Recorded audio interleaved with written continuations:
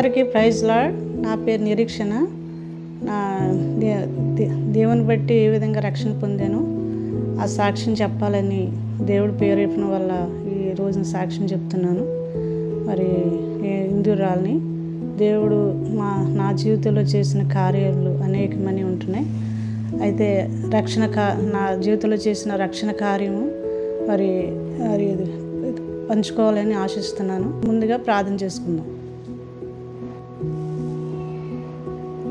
పరిశుద్ధమైన దాన్ని పాదాలు కొందాలు ప్రభా, మరొకసారి నీ సన్నిధిలో ప్రార్థించుకుంటానికి ఇచ్చిన సమయం కొరకు కొన్నాళ్ళు ప్రభా. మీరు ఎంత గొప్ప దేవుడు ప్రభా. నా జీవితంలో ప్రభా రుజువుపరుచుకున్న దేవుడిగా ఉన్నందుకు వందనాలు ప్రభా. దేవదేవ, మీరు ఎంతైనా నమ్మదైన దేవుడు ప్రభా. నా జీవితంలో గొప్ప దేవుడిగా మీరు బయలుపరుచుకున్నందుకు వందనాలు ప్రభా. జీవిత సాక్ష్యము ప్రభా నీ బిడ్డలతో వివరిస్తుండగా నా ప్రభా నీ ఆత్మ సహాయం అందించండి ప్రభా. అనేక మందికి మేలుకరంగా ఉండట్లో సహాయం దయచేయండి ప్రభు. చూపించండి. నన్ను రక్షించిన దేవుడు అనేక మందిని రక్షిస్తారని విశ్వసిస్తున్నాం ప్రభా. మీరే సహాయం దయచేసి బలపరిచి ప్రభా నీ ఆత్మతో నింపమని, మీరు ఎంతైనా నమ్మదైన దేవుడిగా మీరు మాకున్నందుకే ఘనపరుచుకుంటూ నా నోటిని బోరగా మీరు ఉంచమని, కనికరించమని, చిన్న ప్రార్థన పాసను చేర్చుకోమని యేసుక్రీస్తు ఘనమైన నామపేట ప్రార్థించి వేడుకుంటున్నాం తండ్రి, ఆమేన్. నా పేరు నిరీక్షణ. ముందుగానే చెప్పాను. అది తాడేపల్లిగూడెం. మరి మా అమ్మగారిది కొండ్రపోలు, మా అత్తోరిది మరి పెంటపాడు దగ్గర జట్లపాలెం. మా నాన్నగారు సుబ్బారావు, మా అమ్మగారి పేరు సీతమ్మ. వాళ్ళకి మేము 4 పిల్లలు. మా అక్క, నేను, నా తర్వాత 2 తమ్ముళ్ళు.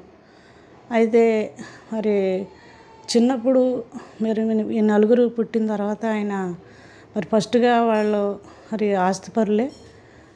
నాన్నగారికి వచ్చిన ఆస్తి, మా నాన్నగారి దువ్వ, తణుకు దగ్గర దువ్వ. ఆయనకి మరి పొలము, ఇల్లులు అన్నీ బాగానే వచ్చినాయి. అయితే ఆయన భయంకరమైన వ్యసనాల ద్వారా అవన్నీ కూడా పోగొట్టుకున్నాడు. మరి ఆయనకి లేదు అంటూ వ్యసనం లేదు, అన్నీ పోగొట్టుకున్నాడు. అయితే అది పోగొట్టుకున్న తర్వాత అమ్మని కొడుతూ తిడుతూ మరి మమ్మల్ని మరి సరిగ్గా చూడకుండా మరి ఆయన మరి ఎంతో భయంకరమైన బయట తిరిగి మమ్మల్ని మరి మా అమ్మగారిది కొండ్రపోలు, అక్కడికి మా 4 పిల్లల్ని మా అమ్మని మరి అక్కడికి పంపించేసాడు. పంపించి ఆయన మరి ఎక్కడికి వెళ్ళేవాడో తెలియదు. ఒక 1 రోజులు వెళ్ళిపోయి మళ్ళీ వచ్చేవాడు. ఆ విధంగా మరి ఆ అమ్మమ్మ కూడా మరి తాతగారు లేరు. మరి ఆవిడ కూడా చిన్నప్పుడే మరి మావయ్య చిన్నప్పుడే తాతగారిని పోగొట్టుకుంది. అయితే పోగొట్టుకున్న తర్వాత మన 5గురిని మా కొండ్రపోలు వాళ్ళ అమ్మగారింటికి పంపించేసారు. పంపించి అప్పుడప్పుడు వచ్చేవాడు. 1 రోజులకి 10 రోజులకి వచ్చేవాడు. అమ్మ ఒక చిన్న గది, తాటే గుడుసు తీసుకుని మా 4గురిని పెంచుతూ మరి ఆవిడే కష్టపడి మమ్మల్ని పెంచుకుంటూ వచ్చింది. మరి కూలి పని చేస్తూ మరి పెంచుకుంటూ వచ్చింది. పెంచుకుంటూ మా 4 పిల్లల్ని మరి పెంచుకుంటూ వచ్చింది. అయితే ఆవిడ ఎంతగానో మరి కష్టపడేది మా కోసం. మరి ఆడవాడి కూలి ఎంత ఉంటుంది? అప్పుడులో 2.5. ఆ కూలి సరిపోయేది కాదు. 4 పిల్లలు తినాలంటే అప్పుడులో మరి సరిపోయేది కాదు. ఆవిడ ఒక్కతే పాపం కష్టపడి మమ్మల్ని పోషించుకుంటూ వచ్చేది. అయితే మరి నాకు ఒకటే వేదన ఏంటి, అందరూ చుట్టుపక్కల వాళ్ళు అందరూ కూడా బాగానే ఉన్నారు, తింటాకే మరి ఆహారం కూడా లేకుండా అయిపోయింది మాకు. మరి ఆయన ఎప్పుడు కుదిరిపడతాడో, అసలు దేవుడు అంటే ఉన్నాడా? దేవుడు అసలు సృష్టి ఏ విధంగా వచ్చింది? మరి మేము ఎందుకు ఇంత బాధపడుతున్నాం? మరి ఆహారానికి కూడా ఎంతో కష్టపడుతున్నాం. మరి అందరూ కూడా మరి చుట్టుపక్కల ఏంటి, బంధువులు ఏంటి, అందరూ కూడా బాగానే ఉన్నారు. మరి మా పరిస్థితి ఏంటి, ఇంత ధ్యాన పరిస్థితుల్లోకి వచ్చిందని మరి ఎంతగానో బాధపడేదాన్ని ఒక్కదాన్ని. అందరూ కూడా స్కూల్కి వెళ్ళి చక్కగా చదువుకునేవారు. నాకైతే మరి కనీసం స్కూల్కి వెళ్ళమని తల్లిదండ్రులు ఆవిడ తింటాకే చూసుకునేది. స్కూల్కి పంపించాలని తండ్రి సరిలేనప్పుడు ఇంకెవరు పంపిస్తారు? మరి ఆయన మరి పట్టింపు లేకుండా 1 రోజులకి మరి వెళ్ళి వచ్చి ఇంట్లో ఏమన్నా ఉంటే మరి ఒక 2 రోజులు భోజనం బాగా తిని మళ్ళీ వెళ్ళిపోయి మళ్ళీ అమ్మతో దెబ్బలాడి మరి కొట్టి మళ్ళీ వెళ్ళిపోయి మళ్ళీ ఎప్పుడో వారం రోజులకి 10 రోజులకి అలాగ వచ్చేవాడు. వస్తుంటే నాకు ఒకటే బాధ, ఏంటి ఈ పరిస్థితి? మరి అది మేనత్తలో మరి మా నాన్నగారికి మొత్తం 8 మంది, 4 అన్నదమ్ములు, 4 అక్క చెల్లెళ్ళు. మేనత్తలు అందరూ కూడా బాగానే ఉన్నారు, వాళ్ళందరికీ ఆస్తులు అన్నీ ఉన్నాయి. ఈయన ఒక్కడే పోగొట్టుకుని అలాగా దేశ దిమ్మలుగా తిరుగుతూ ఉండేవాడు. మరి అలాగే చిన్నప్పటి కానించి మేము పెరుగుతూ వచ్చాం.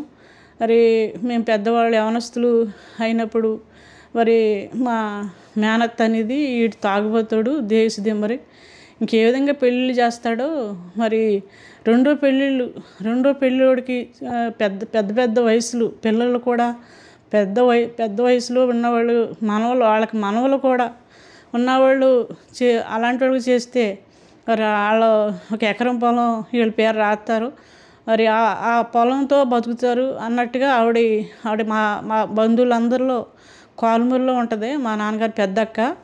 అందరూ మా బంధువులందరిలో కూడా ఆవిడే చేసేది పెళ్ళిళ్ళు. మా బంధువులందరికీ పెళ్ళిళ్ళు కూర్చి చేసేది అన్నమాట. మాకైతే ఏమీ లేదని మరి ఆవిడకి తెలుసుండి రెండో మ్యారేజ్లు మరి పెద్ద పెద్ద వయసు వాళ్ళకి కూరుద్దాం, వాళ్ళకి చేసేద్దాం అన్నట్టుగా మరి చిన్నప్పుడు మేము మరి మా పరిస్థితిని బట్టి ఆవిడ ఆ విధంగా అంది. ఒక మంచి సంబంధం తీసుకొచ్చింది. ఆయనకి మనవలు కూడా ఉన్నారంట.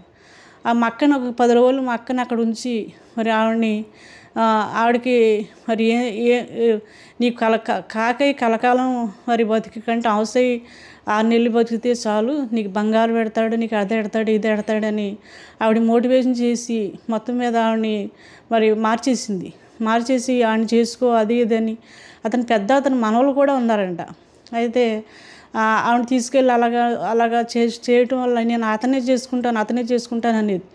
అయితే మా నాన్నగారు వెళ్ళి ఆయన అంత తాగుబోతాడైనా మా వివాహాల విషయంలో కూడా మరి దేవుడు మా పట్ల ప్రణాళికలు ఉంది కాబట్టి ఆయన మా పట్ల ఎంత కృప చూపించాడు.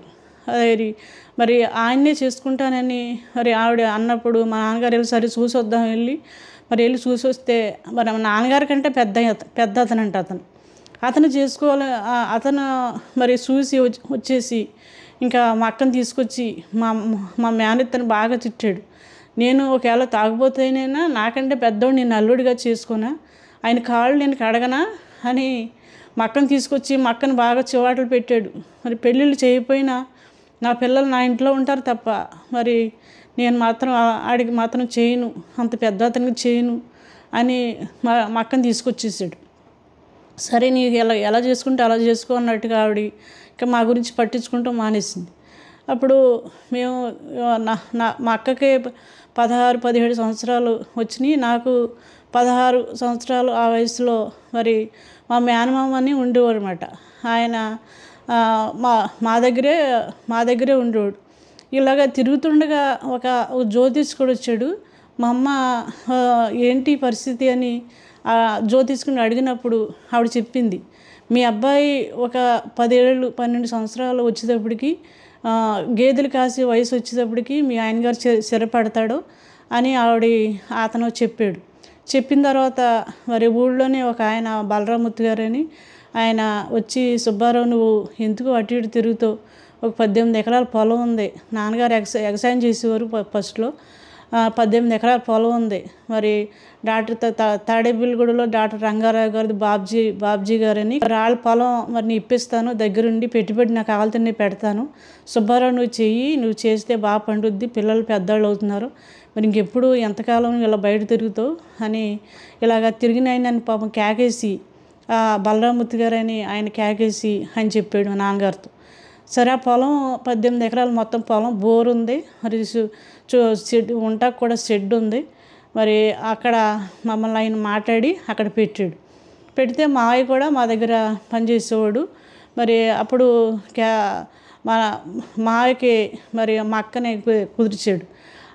మా అక్కని కురిసి ఆయన మరి అమ్మకి ఫస్ట్లో ఒక 1/2 ఎకరం మా అమ్మకు కూడా మా నాన్నగారు మేనమామ అరెకరం పొలం మా తాతగారు ఇచ్చారంట. ఆ పొలం మరి ఈయన ఉన్నప్పుడు మీరే పండించుకోండి మాకొద్దు అని వదిలేసాడు. అయితే ఆ పొలం మరి నేను ఇంక తీసుకోను, మీరే తీసుకోండి అని ఆ పొలం రాయించుకుని అక్కనే మరి మాకు చేశారు. మాకు చేసిన మరి మా మే మా మా మావయ్య అని మా మేనత్త కొడుకు ఆయన మా అక్క పెళ్ళికి వచ్చాడు. అయితే మా ఆయనగారు వాళ్ళ నాన్నగారు కూడా పెళ్ళికి వచ్చారు. పెళ్ళికి వచ్చినప్పుడు నన్ను చూశాడు ఆయన. చూస్తే మా మావయ్య అన్నారంట, ఇగో పెళ్లి కూతురు వాళ్ళ చెల్లెలు ఉందరా, మీ అబ్బాయి ఉన్నాడు కదా, చేసుకుంటే బాగుంటుందని అని అన్నారన్నమాట. అయితే పెళ్ళైన ఒక 15 రోజులకే, మా అక్క పెళ్ళైన 15 రోజులకే మావయ్య గారు మరి నన్ను చూస్తాకు వచ్చారు. చూసి మరి పిల్ల నచ్చింది మేము చేసుకుంటామని ఆయన మరి వెళ్ళిపోయారు. వెళ్ళిపోయిన ఒక 2-3 నెలలకే మళ్ళా మరి ఈయన మా ఆయన గారిని కూడా నన్ను చూస్తాకు వచ్చారు. సరే దేవుని దయ వల్ల మరి కట్నాలు ఆ రోజుల్లో కట్నాలు తక్కువే కాబట్టి ఈ పొలం, ఈ 18 ఎకరాల పొలం మరి బాగా పండించేవాడు. మరి బోర్ నీళ్ళు మరి పెట్టి మరి ఆయన బలరామూర్తి గారు అని ఆయన పెద్ద ఆయన పెట్టుబడి పెడితే ఆ పెట్టుబడి ద్వారా మరి ఈయన పొలం పండిస్తే తింటాకే మరి ఎప్పుడైతే సాధు అలాగా చెప్పాడో 12 సంవత్సరాల కానించి మా పెద్దమ్ముడికి 12 సంవత్సరాల కానించి మరి ఎటువంటి మరి కరువు లేకుండా మరి ఒక గేదెని మరి కొన్నాడు. గేదె పాలు మరి పొలాన్ని మరి కందులు మినువులు ఇవన్నీ పండించేవాడు అన్నమాట. చెరుకు మరి ఇవన్నీ పండించేవాడు. పండిస్తే మాకు తింటాకి మరి లోటు లేకుండా మరి అలాగ ఉండేది అన్నమాట. మరి ఫస్ట్ కాడి నుంచి తింటాకి మరి ఉంటాకి లేని పరిస్థితిలో ఉన్న మాకు దేవుడు ఆ టైంలో మరి మాకు తింటాకి సమృద్ధి అయిన ఆహారం ఇచ్చాడు కాదు. ఆ విధంగా అక్క పెళ్ళైన తర్వాత ఒక సంవత్సరానికే మరి నా మ్యారేజ్ కూడా కుదిర్చి మరి మా ఆయన గారి పేరు జగ్గారావు గారు, మరి జట్లపాలెం అయింది. మరి నాకు వివాహం కూడా జరిగిన తర్వాత మరి ఒక సంవత్సరానికే మరి పాప పుట్టింది. మరి తన పేరు మేరీ. మరి పుట్టిన 3 నెలలకి మరి మావయ్య గారికి చిన్నపిల్లలంటే బాగా ఇష్టం. ఆయన వచ్చి 3 నెలలు మేము అప్పుడులో ప్రీ డెలివరీ కాబట్టి 3 నెలలు ఇంకా వచ్చి మరి మేము పాపను తీసుకెళ్ళిపోతాం అని చెప్పారు. సరే వెళ్ళిపోయిన తర్వాత మళ్ళీ ఒక వారం రోజులకి మళ్ళీ మా ఆయన గారు వచ్చారు. వచ్చిన తర్వాత అప్పటికే ఆయన మరి 10 రోజులు 20 రోజులు అయింది పాపను చూస్తాకు వచ్చి. మరి కనీసం పాపను చూస్తాకు కూడా మరి మీరు రావట్లేదు, పాపను చూస్తాకు రావట్లేదని మరి ఎందుకు ఏడుపు వచ్చింది. ఏడ్చి సాయంత్రం 7 గంటలకు వచ్చారు. వచ్చిన తర్వాత ఇంకొక ఆయన ఫ్రెండ్ని ఎవరో తీసుకొచ్చారు కూడా, వచ్చారు, భోంచేశారు. మరి తాడేపల్లిగూడెం దగ్గరే కాబట్టి సైకిల్ వేసుకొచ్చేవారు. ఆ సైకిల్ వేసుకుని వాళ్ళ ఫ్రెండ్ ఆయన భోంచేసి వెళ్ళిపోయిన తర్వాత మరి మేము పొలాన్ని కాపరు ఉన్నామని చెప్పాను కదా. ఆయన వెళ్ళిపోయిన తర్వాత ఏడ్చాను కదా, ఆయన ఉండగా ఏడుపులో ఎక్కువ వచ్చింది. వాళ్ళు వెళ్ళిపోయిన 10 అయింది టైం. ఇంక మేము ఎవరో భోంచేయలేదు. ఎక్కువ ఆగట్లేదు. ఎగువపురు దిగువపురు అయిపోయి ఇంకా మనిషిని ఇంకా పిల్ల మీద లేదు, ఇంకా ఏంటో ఒక రకమైన లాగా అయిపోయింది అన్నమాట. ఆవేశం, ఇంకా నెమ్మది లేనితనం, ఊపిరి అందకపోతాం అలాగైపోయింది. అయిపోయిన తర్వాత మేము పొలానికి ఊళ్ళోకి వెళ్ళాలంటే ఒక 3 మైళ్ళు ఉంటుంది. మరి వెళ్ళాలంటే ఏదైనా కొనుక్కోవాలన్నా, కూరగాయలు కొనుక్కోవాలన్నా అలాగా 3 మైళ్ళు ఉంటుంది. అప్పుడులో ఆటోలు గట్ట ఏమీ లేదు కాబట్టి తెల్లవారులు అలాగే బాధపడ్డాను. తెల్లవారు గట్ల 5 గంటల వరకు కూడా మరి ఆయాసంతో మంచం మీద పడుకోలేకపోతున్నాను, కూర్చోలేకపోతున్నాను. మరి అప్పటికప్పుడు సడన్గా మరి అంత మునిపే అది మరి ఉందో ఏమో తెలియదు.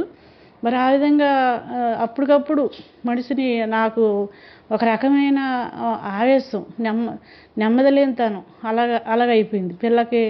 పిల్లని 3 నెలల పాప, మరి పాపను కూడా చూసుకోలేకపోతున్నాను. అలా ఉంటుండగా అరే అమ్మ నాన్న ఇంకెవరో భోంచేయలేదు, ఇంకా నాతోనే ఉన్నారు వాళ్ళు కూడా. తెల్లవారిగట్ల 5 వరకు కూడా మరి తెల్లవాళ్ళు ఎవరికీ నిద్రలేవు. ఇంకా 5 గంటలకి ఎడ్లు బండ్లు ఉండి నాన్నగారు వ్యవసాయం కొరకు ఎడ్లు బండ్లు కొన్నారు. ఆ ఎడ్లు బండ్ల మీద నన్ను తీసుకెళ్ళి ఊళ్ళో తీసుకెళ్తే మరి ఆవిడకి నర్సు ఉండేది, ఒక ఆవిడ ఇంజెక్షన్ చేసిన తర్వాత అప్పుడు కొంచెం రిలీఫ్ అనిపించింది అన్నమాట ఆవేశానికి. అప్పుడు ఆవిడ అందే ఇంకా పెద్ద హాస్పిటల్కి తీసుకెళ్ళండి, వీడికి ఏంటో తేడాగా ఉందని చెప్పింది ఆవిడ. చెప్పిన తర్వాత ఇంకా నన్ను మరి హాస్పిటల్కి మరి కంకలాశ్మసం హాస్పిటల్ అని తాడిపిల్లగూడలో ఉంది, ఆ హాస్పిటల్కి తీసుకెళ్తే ఆవిడ రెడ్డి గారని గుండె స్పెషలిస్ట్ అన్నమాట, ఆయన దగ్గర తీసుకెళ్ళమని లెటర్ రాయించింది. తీసుకెళ్ళిన తర్వాత మరి ఆయన మరి ఎక్స్రే తీసి ఈవిడికి గుండె పెరిగింది, మరి గుండె ఊపిరి మరి అందట్లేదు అని అక్కడ 10 రోజులు మరి ట్రీట్మెంట్ చేసిన తర్వాత మరి అక్కడ ఉన్న తర్వాత ఆయన పంపించేసిన తర్వాత ఇంటికి వచ్చిన తర్వాత మళ్ళా ఆయాసం మళ్ళీ మామూలే. మరి కూర్చోలేకపోతున్నాను, నుంచోలేకపోతున్నాను, మరి మంచం మీద ఇలా పడుకోలేకపోతున్నాను, ఊపిరి అందట్లేదు. మళ్ళీ హాస్పిటల్కి ఎడ్ల బండ్ల మీద మళ్ళీ హాస్పిటల్కి తీసుకొచ్చిన తర్వాత మళ్ళీ కంకలాశ్మసం హాస్పిటల్లో మరి పాండురంగారావు గారని మా నాన్నగారు అలా ఎక్సర్సైజ్ చేసేవారు, మరి ఆయన కూడా చూశారు. మరి అలాగా మరి ఆ పాపకు 3 నెలలు వచ్చిన నా వ్యాధి మరి 5 నెలలు వచ్చేసింది పాపకి. 2 నెలలు కూడా హాస్పిటల్కి తిరుగుతూనే ఉన్నాం, మరి ఎక్కడ కూడా అది తగ్గట్లేదు. డబ్బులు అవుతున్నాయి కానీ ఎక్కడ తగ్గట్లేదు. మరి అక్కడెక్కడ అప్పులు చేసి మరి ఈయన కూడా నన్ను డబ్బులు ఇచ్చి హాస్పిటల్లో చూపించేవారు. మరి అలాగ ఉంటుండగా 5వ నెల వచ్చింది. 5వ నెల వస్తే మామగారు అన్నారు, మరి ఇక్కడ ఎక్కడ ఉన్నా తగ్గట్లేదు, ఒకవేళ దారి మారితే అప్పుడులో మరి మూఢనమ్మకాలు ఉండే కదా, దారి మారితే ఒకవేళ మరి తగ్గుద్దేమో అన్నట్టుగా మరి 5వ నెలని హాస్పిటల్ నుంచే మరి ఏమీ లేకుండా మరి మా జటలపాలెం నన్ను తీసుకెళ్ళారు, పాపని నన్ను తీసుకెళ్తే అక్కడికి వెళ్ళిన తర్వాత ఇంకా ఎక్కువైపోయింది. ఇంకా కూర్చోలేకపోతున్నాను, నుంచోలేకపోతున్నాను, ఇంకా ఆవేశం. మంచం మీద అప్పటికి పడుకుని 2 నెలలు అయింది, మామూలుగా పడుకుంటాం వల్ల. అలాగా కింద కూర్చుంటాం, తలకాయ మంచం మీద పెడతాం. అలాగ ఉంటుండగా అక్కడికి వెళ్ళిన తర్వాత కూడా మరి ఎక్కువైపోయిన తర్వాత మరి అప్పుడు మరి నాకు మరి ఎక్కువైపోయిన తర్వాత 7 నెలలు వచ్చింది. అక్కడ 2 నెలలు అటు ఇటు భూత వైద్యాలు, ఎవరికి ఎవరైనా చేతపడతానం చేసేవారేమో అని భూత వైద్యాలు ఇంకెక్కడికెక్కడికో తీసుకెళ్ళేవారు అన్నమాట. ఎక్కడెక్కడికో తీసుకెళ్ళేవారు. మరి వాళ్ళకి తాళ్ళు కట్టి మళ్ళీ పంపిస్తాం, మరి అక్కడ డబ్బులు అవ్వటం ఇలాగ ఉంటుండగా ఇంకా ఒక రోజు అయితే ఎగూపిరి దిగుపిరి అయిపోయింది. మరి నా గురించి అమ్మ నాన్న మరి ఒకళ్ళు కాళ్ళ కాడ ఒకళ్ళు నాన్నగారు అయితే ఇంకా నలుగురిలో నన్ను ఆయన ఎక్కువ ప్రేమించేవాడు. మరి చిన్నప్పుడు ఆ విధంగా ఉన్నా కూడా నా ముఖాన్ని చెమటలెడితే ఆయన టవలెట్ తుడుతూ నన్ను బాగా ఎక్కువ ప్రేమించేవాడు నాన్న. అలా ఉంటుండగా నా తలకాయ కాడ కూర్చుని నా గుండెల మీద చేపెట్టి ఎప్పుడు ఆగిపోద్దేమో అని భయం వేసి మరి చేతులలో పెట్టి గుండెల మీద చూస్తూ ఉండేవాడు. ఒకరోజు అయితే ఎగూపిరి దిగుపిరి అలాగైపోయింది. అప్పుడు మరి మా ఆయనగారు ఫస్ట్లోనే దేవుణ్ణి నమ్ముకున్నారు. ఆయన వచ్చారు లోపలికి, వచ్చి తల మీద చేసి నూనె రాసి ప్రార్థన చేశారు. మరి కొంచెం ఊపిరి వచ్చినట్టుగా అయింది. అప్పుడు తణుకు ఎక్కడికన్నా ఇక్కడ కాదు ఇంకెక్కడికన్నా బయటకు తీసుకెళ్దామని మరి తణుకులో మా నాన్నగారికి తెలిసిన ఆయన ఒక డాక్టర్ గారు ఆల్ సుబ్బారావు గారని ఆయన ఉన్నారంట. అరే ఆయన దగ్గర తీసుకెళ్దామని ఈ గుడిలో ఉన్న రిపోర్ట్లు అన్నీ అక్కడ పట్టుకెళ్తే తీసుకురామంటే ఆయన చూసి సరే తీసుకురా సుబ్బారావు అని అంటే అరే అక్కడ తీసుకెళ్ళారు. ఆ రిపోర్ట్లన్నీ నన్ను కూడా తీసుకెళ్ళారు. అప్పుడు పాప అప్పటికి 7 నెలలు, అప్పుడు 6వ నెల అలాగొచ్చింది. అరే పాపని మామగారు అన్నారు, మీకు పిల్లతో డాక్టర్స్ ఏమన్నారంటే తల్లిపాలు పట్టకూడదు, పాత పాలు పట్టండి, డబ్బా పాలు అన్నారు. ఇంకా మా ఆయనగారు వ్యాపారం చేసేవారు, ఆ పాలు ఎలాగ ఇంట్లో ఉండి కాబట్టి ఆ పాలు పోసి మేము పెంచుతాం ఇక్కడ, 2 ఎలా పడతారు సంటి పిల్లతో అని పాపనే ఇంకా మా అత్తయ్య గారు మామయ్య గారు వాళ్ళని తీసుకున్నారు. నన్ను తీసుకుని మా నాన్నగారు మా అమ్మ మరి తణుకు తీసుకెళ్ళారు. ఆళ్ళ సుబ్బారావు గారు హాస్పిటల్ అని. ఆయన దగ్గర తీసుకెళ్ళిన తర్వాత ఒక వారం రోజులు ఉంచిన తర్వాత మళ్ళీ ఎగుపురు దిగుపురు అయిపోయింది. మరి కాళ్ళ మీద మరి మంచం మీద పడుకోలేకపోతాం. అలాగుంటే ఆయన ఆళ్ళ సుబ్బారావు గారు డాక్టర్ గారు మరి సుబ్బారావు ఇంకా ఇంటికి తీసుకెళ్ళిపో, ఇంకా ఏదోటి ఏమైతే అవుతుంది అని అంటే, ఆయన అప్పటికే 2 నెలల బట్టి హాస్పిటల్లో తిరుగుతున్నాం కాబట్టి ఈయన దగ్గర డబ్బులు అయిపోయినాయి. మరి అమ్మ వాళ్ళ దగ్గర కూడా అక్కడ ఇక్కడ అప్పులు చేసి మరి బంధువులు కూడా మరి చాలామంది సాయం చేసేవారు. అలా సాయం చేస్తుంటే మరి హాస్పిటల్లో ఉన్న తర్వాత డాక్టర్ గారు తీసుకెళ్ళిపోమన్నారు. అప్పుడు కాళ్ళ మీద మరి నాన్న కాళ్ళ మీద పడి ఏడ్చి మరి ఒకవేళ చనిపోతే ఇక్కడ పాడేసి వెళ్తాను డాక్టర్ గారు, లేకపోతే బ్రతికుంటే తీసుకెళ్తాను. అది కాబట్టి మీరు ఏదోటి మరి చేయండి, నేను ఇంక తీసుకెళ్ళలేను, ఇంకెక్కడికే మరి గొడవ అంతా హాస్పిటల్ నుండి తిప్పాను, నన్ను ఇంకా ఎక్కడికి తీసుకెళ్ళలేను, నా దగ్గర డబ్బులు కూడా లేవని కాళ్ళ మీద బోరుమని ఏడ్చాడండి. ఏడితే అప్పుడు ఇంకో డాక్టర్ గారు మరి ఆయన జతకి ఇంకో డాక్టర్ గారిని తీసుకొచ్చి ఆయన తలకాడ మరి ఆవేశం కదా, తలకాడ బ్లడ్ బాగా ఎత్తు పెట్టి మరి కిందకి కాళ్ళకాడ డౌన్ పెట్టి ఒక ఇంజక్షన్లో రోజుకి 10 ఇంజక్షన్లు చేసేవారు. తొడ మీద చేతులు వాసిపోయి ఆ ఇంజక్షన్ అంటేనే ఒక ప్రాణం పోయినంతగా అయిపోయింది అన్నమాట. సాయంత్రం పొద్దుట కలిపి మొత్తం 10 ఇంజక్షన్లు అలా చేసేవారు అన్నమాట. చేస్తుండగా ఇంకో డాక్టర్ గారిని తీసుకొచ్చి మరి ఇంజక్షన్లో మార్చాడు. నల్లగా ఉండి ఆ ఇంజక్షన్లో సందాలు ఒకటి పొద్దున్న ఒకటి ఆ ఇంజక్షన్లు చేసిన తర్వాత మరి నాకు భోజనం మరి ఉప్పు లేకుండా కారం లేకుండా ఉత్తి మజ్జిగన్నం పిసికేసి ఆ జావ పట్టించమనేవారు. తిండి లేదు, ఆహారం లేదు. ఈ జటలపాలలో మరి ఇంకో ఆర్ఎంపీ డాక్టర్ గారు వచ్చి మరి నీరసంగా ఉంటుందని సిలైన్లు ఎక్కించారు. ఆ సిలైన్లు మరి వల్ల ఎంతగానో మరి అవి ఒళ్ళు నీరు వచ్చేసి రక్తం అంతా ఇరిగిపోయింది. బాలంతకి సిలైన్లు ఎక్కించకూడదంట. ఆ సిలైన్లు ఎక్కించడం వల్ల మరి నీరు వచ్చేసింది ఒళ్ళు. ఇంత లావు ఉన్నాను కానీ లేచి కూర్చోలేకపోతున్నాను. అయితే నెలలాళ్ళు అసలు మంచం మీద నుంచి కాలు కింద పెట్టకుండా మరి బ్రష్ చేసుకుంటాం కానీ ఇంకేదైనా ఇంకా ఒళ్ళు తడిగుడ్డతో తుడిచి అలాగే నెలలాళ్ళు మంచం మీదే ఇంకా అసలు కాలు కిందకి ఎట్టకుండా అన్నీ అమ్మే చేసేది. అలా నెలలాళ్ళు ఉంటుండగా మరి నెలలాళ్ళు అయిన తర్వాత ఆ ఇంజక్షన్లో మరి దేవుని దేవుళ్ళ పనిచేసినాయి. అక్కడ హాస్పిటల్లో 40 రోజులు ఉన్నమాట. హాస్పిటల్లో ఉన్న తర్వాత బిల్లు మరి ఎంతో వేసారు, నాకు అంత గుర్తులేదు. ఆ బిల్లు వేయటానికి మరి ఆ బిల్లు కట్టడానికి డబ్బులు నాన్నగారి దగ్గర లేవు. 400 మరి తక్కువైనాయి హాస్పిటల్లో. మరి అమ్మ చెవులు ఎక్కడో ఆ తణుకులో తాగట్టు పెట్టి ఆ బిల్లు కట్టి బయటకు వచ్చాం. ఆయన వచ్చినప్పుడు ఏం చెప్పారంటే, ఈమెకి పిల్లలు పుట్టకూడదు, పిల్లలు పుడితే చనిపోతుంది, రెండోది జీవితకాలం చప్పుడు తినాలి, మరి కారం కానీ ఉప్పు కానీ మసాలా కానీ టీ కానీ కాఫీ కానీ ఇలాగా ఏమీ కూడా పచ్చళ్ళు కానీ అసలు ఏమి తినకూడదు, మరి జీవితకాలం చప్పుడు తింటేనే మరి కొంతకాలం బతుకుద్ది, లేకపోతే చెప్పలేమన్నారు. నా పరిస్థితి కూడా అలాగే ఉంది. మరి ఎలాగుందంటే ఇంకా గుండె ఎప్పుడు కూడా మరి ఎంతో స్పీడ్గా గడగడ కొట్టుకుంటూనే ఉండేది. మరి ఎప్పుడు ప్రాణం పోతుందా అన్నట్టుగా అంతలాగా మరి లేచి బాత్రూమ్ కూడా వెళ్ళలేని పరిస్థితి, అంత బలహీనపరచబడ్డాను. ఆయన డాక్టర్ గారు ఏం చెప్పారంటే నెలలకి మందులకి రావాలి అని అనేవారు. ఒక నెల వచ్చిన తర్వాత ఒక నెల వెళ్ళాం హాస్పిటల్కి. వెళ్ళినప్పుడు 2000 అయ్యి వెళ్ళినప్పుడల్లా. హాస్పిటల్ నుంచి మరి ఇంటికి వచ్చిన తర్వాత ఎంతో దీననంద పరిస్థితి అయిపోయింది. మళ్ళీ మొట్టమొదలు మరి తింటా కూడా లేని పరిస్థితి వచ్చింది. ఎందుకంటే అప్పటికే 3 నెలల మట్టి 4 నెలల మట్టి హాస్పిటల్లో తిరుగుతూ వల్ల మరి వ్యవసాయం పట్టించుకునేవాళ్ళు లేక ఇంకా నాన్న ఇప్పుడు కూడా నా తలకాడే కూర్చునేవాడు, ఎప్పుడు ఆగిపోతుందా అన్నట్టుగా.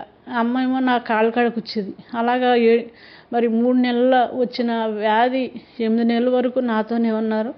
మళ్ళీ తింటాకు లేని పరిస్థితి వచ్చేసింది. అప్పుడు మరి కొంచెం బాగానే ఉంది కదా అని అప్పుడు మావయ్య గారు వచ్చి నన్ను తీసుకెళ్ళారు జటలపాలు. మరి పొలానుండేదని అని చెప్పాను కదా. అప్పుడు మామయ్య గారు వచ్చినప్పుడు ఆయన ఇంక 4 రోజుల్లో తీసుకెళ్తారు అనగా, ఒక రోజుని సాయంత్రం మాటలు మరి మంచం మీద పడుకుని ఏడుస్తున్నాను. ఏంటి నా పరిస్థితి, మరి నేను చనిపోతే ఈ పిల్ల పరిస్థితి ఏమవుతుంది, నన్ను అమ్మే నన్ను అన్నీ చేస్తుంది కదా, నా పరిస్థితి ఏంటి అని ఒక మంచం మీద పడుకుని అలాగా మంచం మీద కూర్చుని పడుకుని లెగలేదు కదా. అలా పడుకుని ఏడుస్తుంటే సాయంత్రం 4 అయింది. 4ంటికి ఒక పాట వచ్చింది. ఆ పాట మేమున్నది చెప్పాను కదా, 3 మైళ్ళు దూరం ఉంటుంది మేము ఉన్నదానికి. మరి మేము ఉన్నదానికి ఊళ్ళోకి. అప్పుడు పాట వచ్చింది, గుండె చెదిరిన వాడిని బాగు చేసే దేవుడని. అప్పుడు ఆ పాట నాకు చెవులకి వినపడుతుంది. అసలు ఆ చుట్టుపక్కల మీటింగ్స్ కానీ ఏమి కానీ ఎవరు కూడా లేరు. ఈ పాట ఎక్కడి నుంచి వస్తుందా అని లేచి కూర్చున్నాను. ఆ పాట ఎప్పుడైతే మరి నా చెవులకి వినపడిందో, ఆ పాట వినగానే ఒక రకమైన మరి స్వస్థత నా హృదయంలో జరిగిందన్నమాట. లేచి కూర్చున్నాను. ఆ పాట ఎక్కడి నుంచి వస్తుందని గబగబా మరి ఆ చుట్టుపక్కల చేలు కాబట్టి ఆ చుట్టుపక్కల అలాగా నడుచుకుంటే వెళ్ళాను. వెళితే ఎక్కడ వినపడలేదు, ఎక్కడ కూడా ఎవరు లేరు. దేవుడే మరి ఆ పాట ద్వారా నన్ను స్వస్థపరిచాడు అన్నమాట. గుండె చెదిరిన వాడిని బాగు చేసే దేవుడు అని మరి కీర్తనలో మరి ఆ పాట ఎక్కడ ఉంటుందో కూడా నాకు తెలియదు, ఎందుకంటే నాకు చదువులేదు కాబట్టి. అప్పుడు ఆ పాట ద్వారా మరి నన్ను దేవుడు రక్షించాడు. అదే నా రక్షణ దినం, అదే నా స్వస్థత దినం అన్నమాట. అప్పుడు ఏంటి ఈవిడి కూర్చుని లేగలేని మనిషి గబగబా వెళ్ళిపోతుందని మరి నా కూడా అమ్మ నాన్న నా వెనకాల వచ్చారు.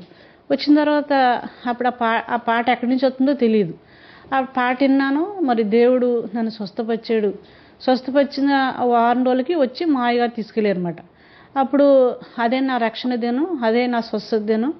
దేవుడు మరి నా పనులను చేసుకుంటాం మరి అలాగా నన్ను స్వస్థపరిచాడు కాబట్టి మా అయ్యగారు వచ్చి నన్ను తీసుకెళ్ళిన తర్వాత గుడి వచ్చిన తర్వాత ఆ అమ్మగారి ఇంట్లో ఉన్న తర్వాత అప్పుడు మరి అక్కడ 2 సంవత్సరాలు ఉన్నాం. మరి ఉన్న తర్వాత పిల్లలు మరి ఈ పాప వాళ్ళకి మావయ్య గారికి అత్తయ్య గారికి అలవాటు అయింది కదా. నన్ను చూస్తే ఏడ్చేసేది, నా దగ్గరికి అసలు వచ్చేది కాదు. మరి ఇంకా నాకు డాక్టర్స్ కూడా పిల్లలు పుట్టకూడదు అన్నారు. మరి ఈ పాప కూడా వాళ్ళకి అలవాటు అయిపోద్దేమో, నన్ను అమ్మ అని ఎవరంటారు అని నాలో నేనే ఏడ్చేదాన్ని. అప్పుడు ఒక 10 రోజులు 20 రోజులు అక్కడ ఉన్న తర్వాత అప్పుడు నేనే తను ఎత్తుకుని మరి ఆడించి పాలు పట్టిస్తాం. ఇంకా నా పాలు లేవు, ఇంకా డబ్బా పాలే పట్టిస్తున్నాం. నా పాలు పట్టించి ఇంకా అలాగ జట్టల పాలల్లో ఒక నెలలాళ్ళు నాకు అలవాటు చేసుకుని అప్పుడు తాడేపల్లి కూడా వచ్చామన్నమాట. వచ్చిన తర్వాత మరి ఆ 4 పార్షుల ఇంట్లోకి వచ్చిన తర్వాత అప్పుడు ఈ అమ్మగారి ఇంట్లోకి వచ్చాం. వాళ్ళు మరి కొంత వాళ్ళకి క్రిస్టియనే కాబట్టి వాళ్ళకి కొంత వాక్యం చెప్పేవారు. నాతో పాటు మరి ముదునూరుపాడు 2 సంవత్సరాలు మరి ప్రతి వారం ఒక్కొక్క వారం కూడా విడవకుండా మరి 2 సంవత్సరాలు మరి అక్కడికి ముదునూరుపాడు వెళ్ళేదాన్ని. అలాగ 2 సంవత్సరాలు ఆ ముదునూరుపాడు వెళ్ళాం. మరి ప్రతి శనివారం అక్కడికి వెళ్ళేదాన్ని ముదునూరుపాడు. మరి తర్వాత లోదన్ చర్చికి మరి ఆదివారం వెళ్ళేవాళ్ళు. అలాగే వెళ్తుండగా మరి ఈ చిన్న పాప మరి నాకు కడుపున పడింది. అప్పుడు మా వాళ్ళందరూ కూడా కంగారు పడిపోయారు. ఇదేంటి డాక్టర్స్ పిల్లలు పుట్టకూడదన్నారు, మరి మళ్ళీ గర్భిణి వచ్చింది అని అందరూ కూడా కంగారు పడ్డారు. అప్పుడు ఈ వాక్యాలు నేను ముదునూరుపాడులో వింటున్నాను కదా. అప్పుడు నేను అమ్మ నాన్నతో అందరితో చెప్పాను, మీరు ఏం కంగారు పడొద్దు, దేవుడు నన్ను స్వస్థపరిచాడు. చనిపోయేదాన్ని అయితే నన్ను మరి నాకు బిడ్డలను ఇవ్వడం అంతే కాబట్టి ఒకవేళ చనిపోతే నేను రక్షణ పొందాను కాబట్టి ఆయన రాజ్యంలోకి వెళ్తాను. ఒకవేళ బ్రతుకుంటే మరి పిల్లల్ని చూసుకుంటాను. అందుకని మీరేం కంగారు పడొద్దని మరి ముదునూరుపాడు ప్రతి వారం అదే నా మెడిసిన్. ఒక హాస్పిటల్కి వెళ్తాం కానీ, ఒక ఆథివిండేషన్ చేయించుకుంటాం కానీ, మరి అసలు స్కానింగ్ కానీ అసలు హాస్పిటల్కి అసలు ఆ 9 నెలలు కూడా వెళ్ళలేదు. మరి అలా ముదునూరుపాడు వెళ్తాం. మరి పెద్ద పాపకు కూడా ఏదైనా జ్వరం వచ్చినా తలపోటు వచ్చినా మరి ఏదైనా మోషన్స్ అయినా మరి ఆ నూనె రాస్తాం, వెంటనే తగ్గిపోయేది అన్నమాట. అలాగా అంత విశ్వాసంతో మరి ప్రార్థన చేసేదాన్ని. అప్పుడులో ఇంకెక్కువ పనులు ఉండేవి కాబట్టి మరి అప్పుడు నాకు చదువు అనేది నాకు ఆ బైబిల్ జాన్ గారు బైబిల్ ఇచ్చారు కదా, ఆ బైబిల్ చదవాలని ఎంతో కోరుకుండేది. మరి నాకు అది చదువు రాదు. మరి ఆ అమ్మగారైనా ఆవిడ చదువుతుంటే వినేదాన్ని, వాక్యాలు చెప్తుంటే వినేదాన్ని. అలాగా ఈ గర్భిణితో అలాగే 9 నెలలు వచ్చే వరకు మరి ఎంత నీరసంగా ఉన్నా వెళ్ళిపోయేదాన్ని. వెళ్ళే రోజు కూడా మరి వెళ్ళాలని సిద్ధపడ్డాను. తెల్లవారగట్లే నొప్పులు స్టార్ట్ అయినాయి. అయితే ఆ 9 నెలలు కూడా ఎంతో దేవుడు కృప చూపించి మరి అమ్మ చేసుకోలేకపోతున్నావు కదా, మరి అమ్మ అనేది కానీ మేము ఉండేదానికి కొన్ని రూపాయలకి గుడానికే రావాలి డెలివరీ అవ్వాలంటే. మరి ఏదన్నా రావాలనుకుంటే అక్కడ ఆటోలు కూడా ఏమి ఉండవు, మళ్ళీ ఎడ్ల బండ్ల మీద రావాలి కదమ్మా. అది ఇక్కడ డెలివరీ అయిన తర్వాతే వస్తాను తప్ప డెలివరీ రాకముందు రానని, అక్కడి నుంచి రావాలంటే ముద్నూరుపాడు వెళ్ళాలంటే నాకు కష్టమైపోద్ది, రానని చెప్పాను. ఆ తెల్లవారిగట్ల నాకు మరి డెలివరీ అవుతుందనగా దేవుడు మరి నా పట్ల మరి ఆవిడని అక్కడ సిద్ధపడుతున్నాడంట. మరి కావాల్సిన డెలివరీకి సంబంధించినవి అన్నీ కూడా సాయంత్రం సిద్ధపరచుకుందంట. మరి తెల్లవారిగట్ల నాకు నొప్పులు స్టార్ట్ అయినాయి. ఆవిడకి తెలియదు నాకు పొద్దున్న డెలివరీ అని. అలాగే దేవుడు నా పట్ల నాకు తెలియకుండానే ఆయన కార్యాలు అనేకమని చేసాడనమాట. పొద్దున్న మరి కౌరు వెళ్ళిన తర్వాత ఇలాగ మీ పాపకి మరి నొప్పులు వస్తున్నాయని చెప్పిన తర్వాత మరి అమ్మ నాన్న అమ్మమ్మ కూడా ఉండేటప్పుడు మరి వాళ్ళందరూ కూడా వచ్చారు. వచ్చిన తర్వాత మరి అక్కడే కాలనీలో ఒక నర్సు ఉండేది, గవర్నమెంట్ నర్సు. ఆవిడ తీసుకొచ్చిన తర్వాత ఆవిడ వచ్చిన వాళ్ళ అమ్మ నాన్నలు అందరూ వచ్చిన ఒక గంటలోనే పాప పుట్టింది. పాప పుట్టిన తర్వాత మరి ప్రీ డెలివరీ ఆ నర్సు ఆవిడ చేసింది. అప్పుడు తల్లి బిడ్డ మేము క్షేమంగానే ఉన్నాం, దేవుని స్తుతించాం. అయితే నాకు మరి పెళ్ళాక ముందు నుంచి మరి 2 మగపిల్లలు కావాలని ఆశగా ఉండేది. మరి 2 పాపలు అయ్యారు కాబట్టి మరి ఆ గవర్నమెంట్ నర్స్ అందే, ఇంకా నీకు ఆపరేషన్ చేస్తాను, నీ దగ్గర నుండి చేపిస్తాను రా అమ్మ, ఇంకా నీకు పిల్లలు ఎందుకు, ఇంకా పెంచలేవు, నీకు కూడా ఒంట్లో బాగుంటలేదు కదా అని ఆవిడ చెప్పిందన్నమాట. లేదు నాకు బాబు పుడతాడు, దేవుడు బాబు ఇస్తాడు, మరి 2 పాపలే కాదు 2 పాపల తర్వాత బాబు ఇస్తాడని నేను చేయించుకోలేదు ఆపరేషన్. అలా ఉంటుండగా మరి తనకి 15 నెలలు వచ్చిన తర్వాత మళ్ళీ బాబు కడుపులో పడ్డాడు. అయితే ఒక దైవ సేవకులు ఆశీర్వాదం గారని ఆయన మా ఇంటికి వచ్చి ప్రేయర్ చేస్తూ ఉండేవారు. మరి ఆయన ప్రేయర్ చేస్తూ ఉంటుండగా ఆయన 6వ నెల వచ్చిన తర్వాత ఆయన ముందుగానే చెప్పారు, అమ్మ ఈసారి నీకు బాబు పుడతాడని. అప్పుడు నేను బాబే కావాలని ఆశిస్తున్నానండి, ప్రార్థన చేయండి అని చెప్పాను ఆయనకి. మరి దేవుడి కృపలో ఆయన చెప్పిన రీతిలో బాబు పుట్టాడు.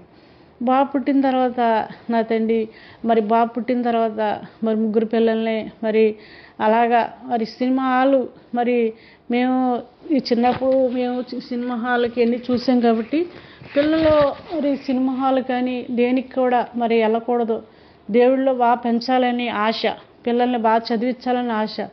నాకు అదే చదువు రాదు, మరి ఆయన కూడా 10th క్లాస్ చదివారు.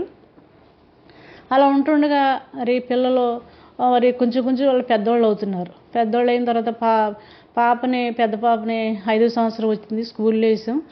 చిన్న పాపను కూడా మరి స్కూల్లో వేసాం, బాబుని స్కూల్లో వేసాం. అప్పుడు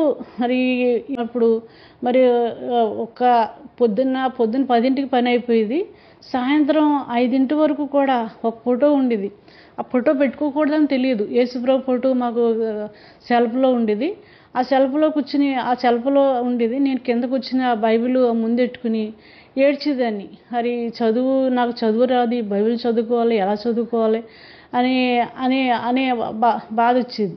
అలా బైబిల్ చదువుకోవాలని ఆశ ఉండేది. కానీ పొద్దున్న సాయంకాలం వరకు కూడా మరి ఎంతో మరి ప్రార్థన చేసేదాన్ని.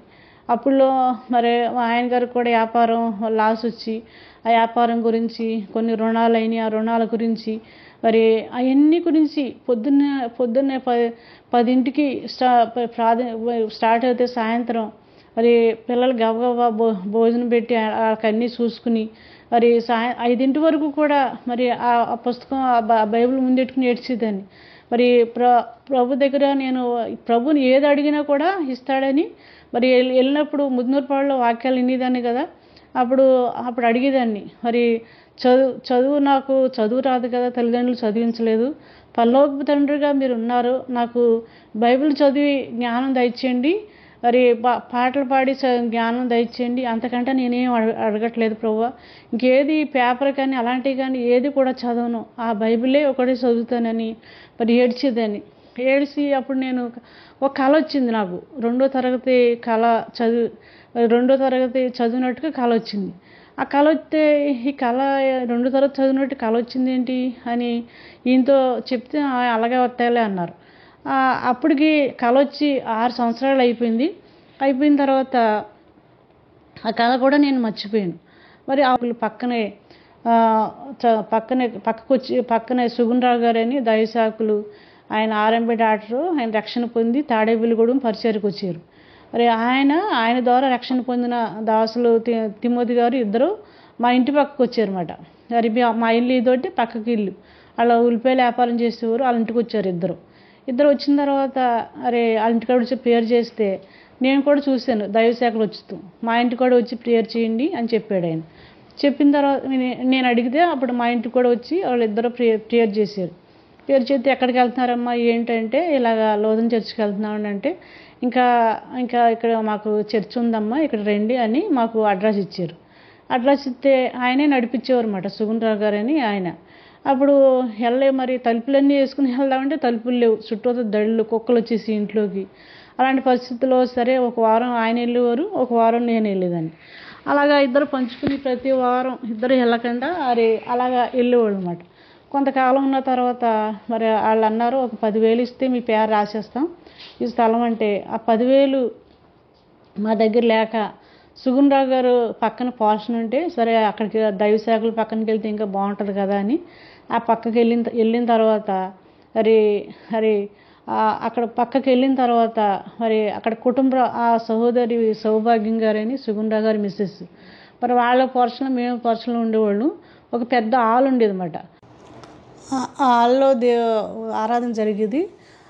మేము కుటుంబ ప్రార్థన అప్పుడు కుటుంబ ప్రార్థన చేసుకోవాలని ఆ సహోదరులు దేవుని దాసులు మరి వాళ్ళు కూర్చుంటే మేము కూడా మేము కలిపి చేసుకునేవాళ్ళు. కలిపి చేసుకుంటుంటే ఈ పిల్లలు కూడా సండే స్కూల్లో మరి వాక్యాలు నేర్చుకునేవారు. మరి ఆ విధంగా దైవభక్తిలో 3 పిల్లల్ని పెంచుకుంటూ వచ్చాం. అలా పెంచుకుంటూ వచ్చిన తర్వాత అప్పుడు దాసులు తిమోతి గారు కూడా ఉండేవారు, మాతో ఆయన ట్రైనింగ్ అయ్యేవారు. అప్పుడు అందరూ కూడా బైబిల్ అందరూ కుటుంబ ప్రార్థనలో అందరూ కూడా మరి వాక్యం చదువుకుంటే నాకు మాత్రం వాక్యం చిన్నప్పుడు చదువుకోలేదు కాబట్టి ఆ వాక్యం చదువుకోవాలని ఎంతో ఆశ ఉండేది. అప్పుడు దైవదాసులు తిమోతి గారు అన్నారు, సిస్టర్ గారు మీరు ఎక్కడి దాకా మీకు అక్షరాలు వచ్చు, మీరు నేర్చుకుంటూ వచ్చేస్తుందండి, నేర్చుకోండి అని అన్నారు. అప్పుడు సహోదరి సరే సాయంత్రం మాటలో మా పెద్ద పాప అప్పుడు స్కూల్కి వెళ్తుంది.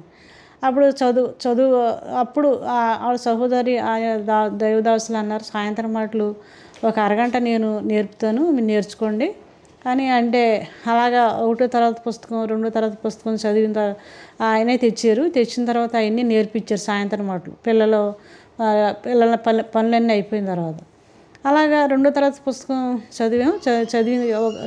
చదివి అవన్నీ అక్షరాలు నేర్పించారు. నేర్పించిన తర్వాత ఎప్పుడైతే తిమోతి గారు అలాగ అన్నారో నేర్చుకున్నాను. నేర్చుకుంటే ఈ లోపల ఇల్లు వాళ్ళకి ఖాళీ చేయమన్నారు, కొత్త ఇల్లు ఏదో కట్టుకుంటామని. ఆ తర్వాత ఇల్లు మారిపోయాం. ఆ తర్వాత ఆయన అన్నారు, నీకు రాత్రం కూడా నేర్పిస్తానమ్మా అన్నారు. అలాగా వచ్చి ఇల్లు మారిన తర్వాత కుదరలేదు, ఇంకా వాళ్ళు నేర్పిస్తాం కుదరలేదు, నేను నేర్చుకుంటాం కుదరలేదు. అప్పుడు గుర్తుకొచ్చింది నాకు, అప్పుడులో నాకు దేవుడు కల ఇచ్చాడు కదా, 2వ తరగతి పుస్తకం చదివి దేవుడు కల ఇచ్చాడు కదని ఆ బైబిల్ సాయంత్రం పని అంతా అయిపోయిన తర్వాత మరి అది చదువుకుంటుంటే పక్కన పరిశుద్ధాత్మ దేవుడు నాకు ప్రతి అధ్యాయం ప్రతి వచనం నాకు చదువుతాకి దేవుడు ఆ విధంగా పరిశుద్ధాత్మ దేవుడు నాకు నేర్పించాడు.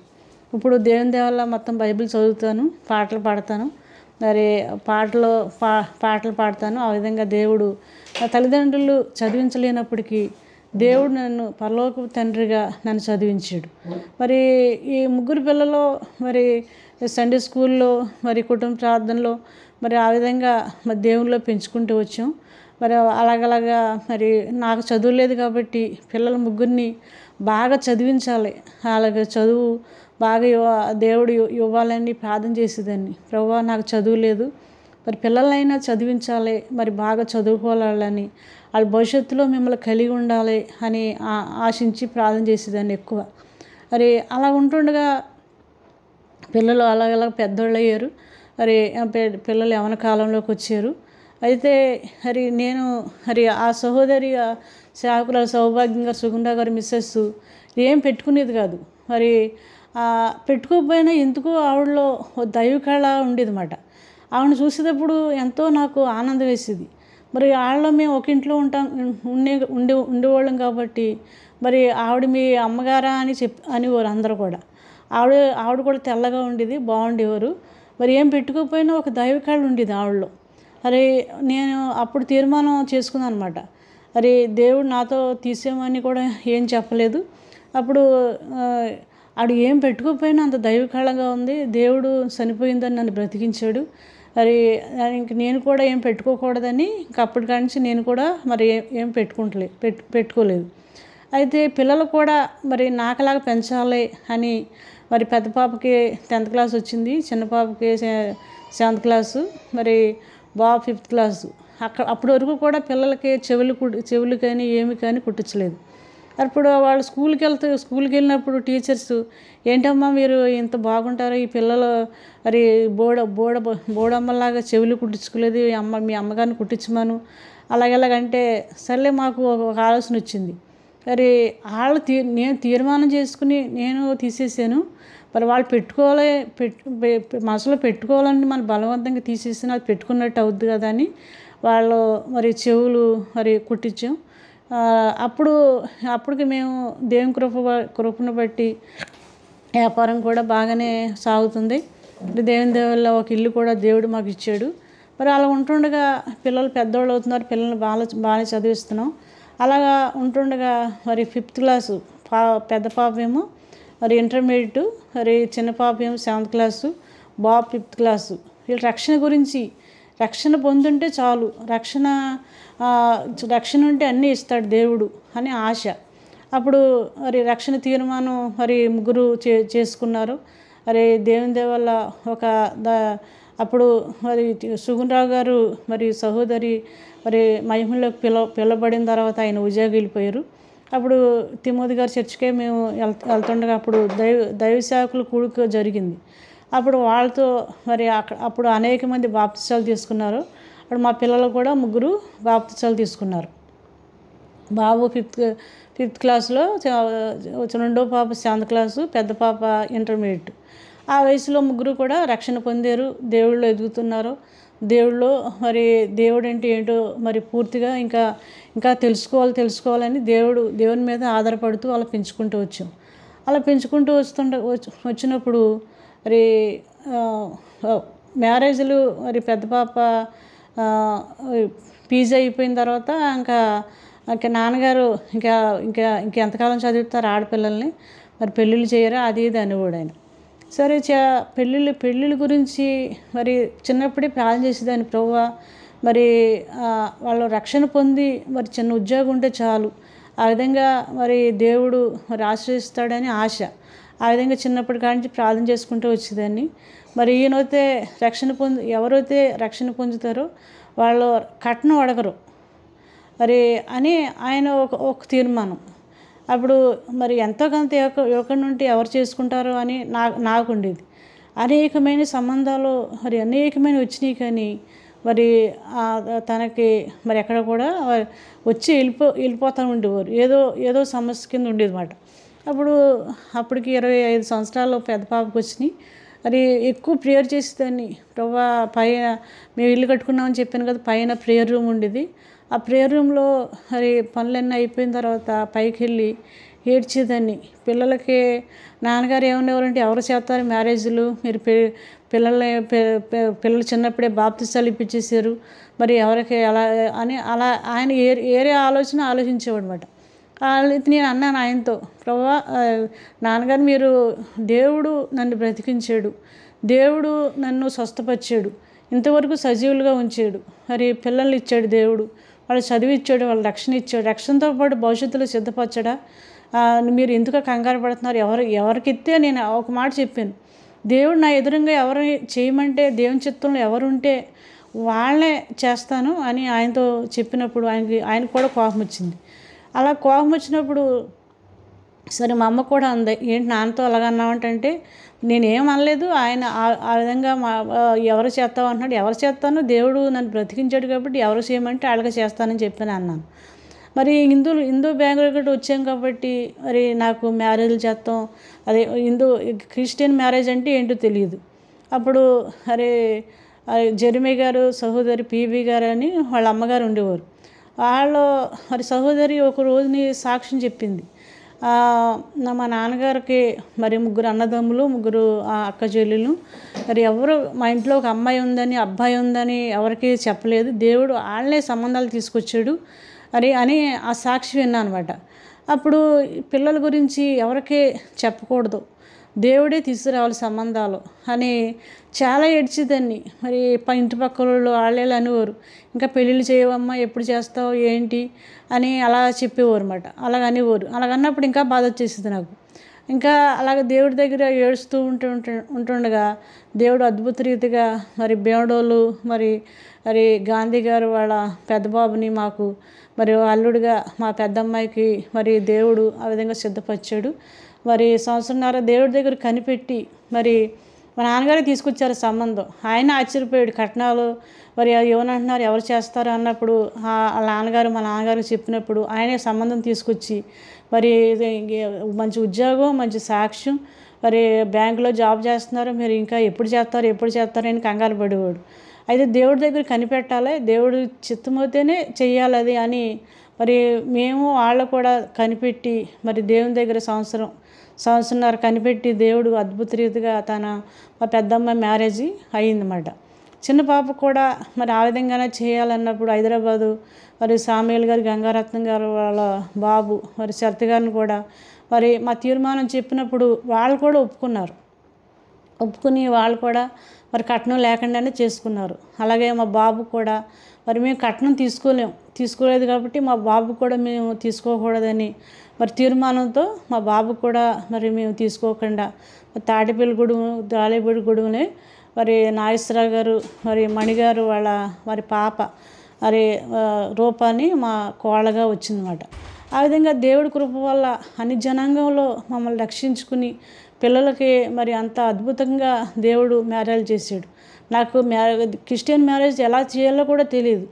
అప్పుడు ఆ సహోదరి పీబీ గారిని మరి వాళ్ళ అమ్మగారిని అడిగినప్పుడు మరి పెళ్ళి కూతురుని చేయాలా, మరి ఏం చేయాలి ఏంటి అన్నప్పుడు ఆవిడకి చాలా గైడెన్స్ ఇచ్చేది వాళ్ళ అమ్మగారు. ఇచ్చినప్పుడు నేను మరి ఆవిడ ఎలా చెప్తేనే అలాగా నేను కూడా చేసేదాన్ని. ఒకటి పెళ్ళి కూతురు చేస్తాం, ఇలాంటి పశువులాత్తం ఇలాంటివి కూడా అసలు వాళ్ళ మ్యారేజ్లో చేయలేదన్నమాట. మరి ఆ విధంగా దేవుడు అద్భుత రీతిగా ముగ్గురిని మరి మ్యారేజ్ల విషయంలో దేవుడు ఎంతగానో వాళ్ళ కుటుంబాలు మరి పెద్ద పాపకి బాబు పాప, మరి చిన్న పాపకి ఒక పాప, మరి బాబుకు ఒక పాప బాబు, ఆ విధంగా దేవుడు సిద్ధపరిచాడు. మరి ఇంతవరకు మరి పిల్లల విషయంలో మరి అనేక మేలు చేసుకుంటూ వచ్చాడు దేవుడు. ఆ విధంగా పిల్లల మ్యారేజ్లు అలా చేశాడు. దాసులు మరి జెర్మీ గారు, పీబీ గారు మరి ఫస్ట్లో మరి తిమ్మతి గారు చర్చికి వచ్చేవారు.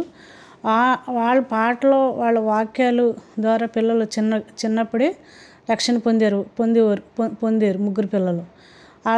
ఆయన బైబిల్ స్టడీ మరి ఎంతగానో మరి సువార్తలు ఇవన్నీ కూడా పాటలు మరి వారి ద్వారా ముగ్గురు సరిగ్గా వాళ్ళు యవన కాలంలో ప్రవేశించక ముందే వాళ్ళ వాక్యాల ద్వారా బిడ్డలు ముగ్గురు కూడా ప్రభావితం అయ్యి ఆ విధంగా వాళ్ళ ద్వారా ముగ్గురు రక్షణ పొందారు. అందుకని చిన్నప్పుడే బాప్తిసం తీసుకున్నారు. ఆ విధంగా దేవుడు కుటుంబాన్ని మరి సిద్ధపరచుకుంటూ వచ్చాడు. మరి ఆ విధంగా దేవుడు మమ్మల్ని ఇంతవరకు కాపాడుకుంటూ వచ్చాడు.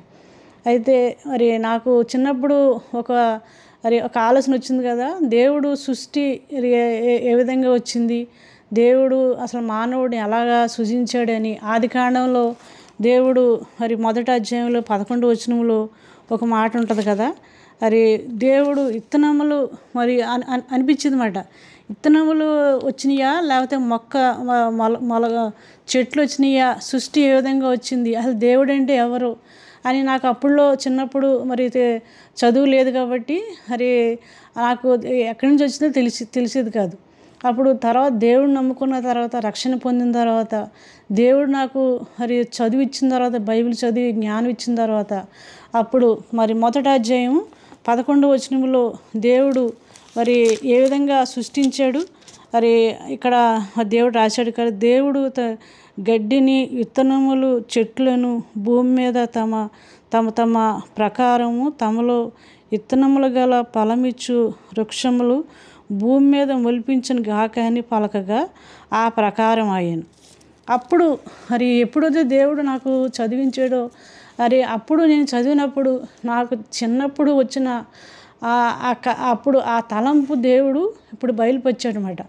అరే మనుషుడు అసలు ఎలాగొచ్చాడు, మామూలుగా హిందువుల్లో మళ్ళీ ఏమంటే కోతి నుంచో కుక్క నుంచో మరి అలాగ వచ్చాడని అనుకుంటారన్నమాట. అయితే దేవుడు తన స్వరూపమందు మరి ఇక్కడ మరి 27వ వచనంలో అంటున్నాడు కదా, దేవుడు తన స్వరూపమందు నరుని సృజించాను, దేవుని తన స్వరూపమందు వాడిని సృజించాను, స్త్రీగాను పురుషునిగాను వాడిని సృజించాను అని మరి ఆదికాండం మరి 1వ అధ్యాయం 27వ వచనంలో దేవుడు చెప్తున్నాడు కదా. మరి ఆ విధంగా మరి తర్వాత నాకు అర్థమైందన్నమాట, సృష్టి దేవుడు చేశాడు అని అర్థమైందన్నమాట.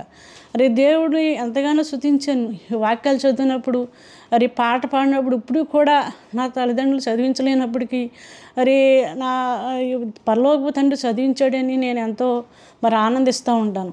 మరి హిజ్కియా అంటాడు కదా, నా వ్యాధి మరి 30 యెషయా గ్రంథంలో 38వ అధ్యాయం ఒక మాట ఉంటుంది కదా, మిక్కటమైన ఆయుస్సు నాకు నెమ్మది కలుగుటకి కారణమైంది అంటాడు. మిక్కటమైన అంటే ఆయనకి ఒక వ్యాధి, మరి ఆ వ్యాధి ఏంటో ఎవరికీ తెలియదు. మరి ఆ వాక్యము 38వ అధ్యాయం 17వ వచనం, మికటమైన ఆయాసము నాకు నెమ్మది కలుగుటకు కారణమయ్యాను, నీ ప్రేమ చేత నా ప్రాణము నాశనకరమైన గోతి నుండి నన్ను విడిపించాను, నీ వీపు వెనక నా పాపములన్నీ నీవు పారవేసితివి అని చెప్తున్నాడు అన్నమాట. ఆయన వ్యాధి అలాంటిది. ఎందుకంటే అరే మిక్కటమైన ఆయాసం అని ఆయన ఎందుకు చెప్పాడంటే ఆ బాధ అలాంటిది. నేను కూడా ఆ వ్యాధిలో ఉన్నప్పుడు మరి ఈ వాక్యాన్ని చూసినప్పుడు నిజమే కదా, నా వ్యాధి కూడా మిక్కటమైన ఆయాసమే కదా, మరి నెమ్మది లేకుండా చేసింది అని దేవుడు నన్ను ఎంతగానో స్వస్థపరిచాడు అని దేవుణ్ణి స్తుతించాను అన్నమాట. మరి ఆ మిక్కటమైన ఆయాసం మరి దేవుడు నన్ను స్వస్థపరిచాడు. మరి 3 నెలలు వచ్చిన నా వ్యాధి మరి 5 నెలల వరకు 8 నెలల వరకు నేను ఇలా మంచం మీద ఇలాగ పడుకోలేదు.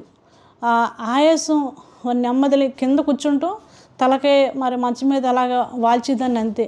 నిద్ర ఉండేది కాదు, మరి సుఖం ఉండేది కాదు, మరి పాపం చూసుకోవాలని అస్సలు ఉండేది కాదు, ఎవరి మీద ఉండేది కాదు.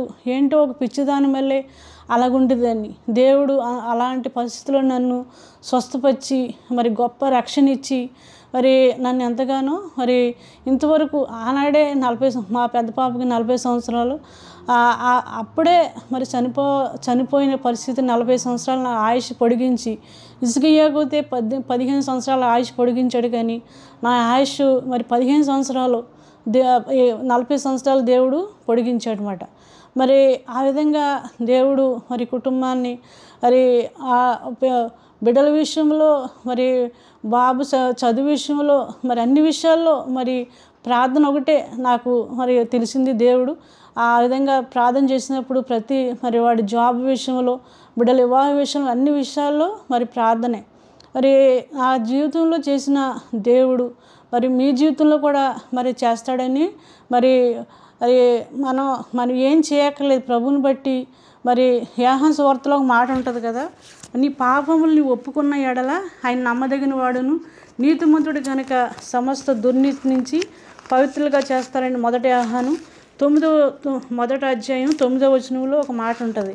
మరి ఆ మాట మరి నీ పాపములు నువ్వు ఒప్పుకున్న ఎడల ఆయన నమ్మదగిన వాడు నీతిమంతుడు కనుక సమస్త దుర్నీతి నుంచి ఆయన పవిత్రపరుస్తాడు. మరి మనం ఏం చేయట్లేదు, మన పాపాలు ఒప్పుకుంటమే. మరి ఆ రోజు నేను మరి ఆ మంచమే పడుకున్నప్పుడు మరి దేవుడు మరి నన్ను దర్శించిన దేవుడు మరి అనేక మంది మరి దర్శించాలని ఆశ, దర్శిస్తాడని ఆశ. మరి నన్ను రక్షించిన దేవుడు, నా కుటుంబాన్ని ఇంతవరకు నిలబెట్టిన దేవుడు మరి మీ జీవితంలో కూడా చేస్తాడు. మరి మీరు కూడా ఆ విధంగా ప్రార్థన చేస్తే దేవుడు సహాయం చేస్తాడు. ఏమక్కర్లేదు. మరి మన పాపను మనం ఒప్పుకున్న ఎడల ఆయన నమ్మదగిన వాడు నీతిమంతుడు కనుక సమస్త పాపముల నుండి మనల్ని విడిపిస్తాడు. మరి యోహాను సువార్త 1వ అధ్యాయంలో కూడా మాట ఉంటుంది కదా, మరి ఆయన ఎందరు అంగీకరించుతారో వాళ్ళందరికీ మరి దేవుని పిల్లలు అవుటకి అధికారం అనుగ్రహిస్తుంది. 1వ అధ్యాయం 12వ వచనంలో దేవుడు చెప్తున్నాడు అన్నమాట. ఏమని?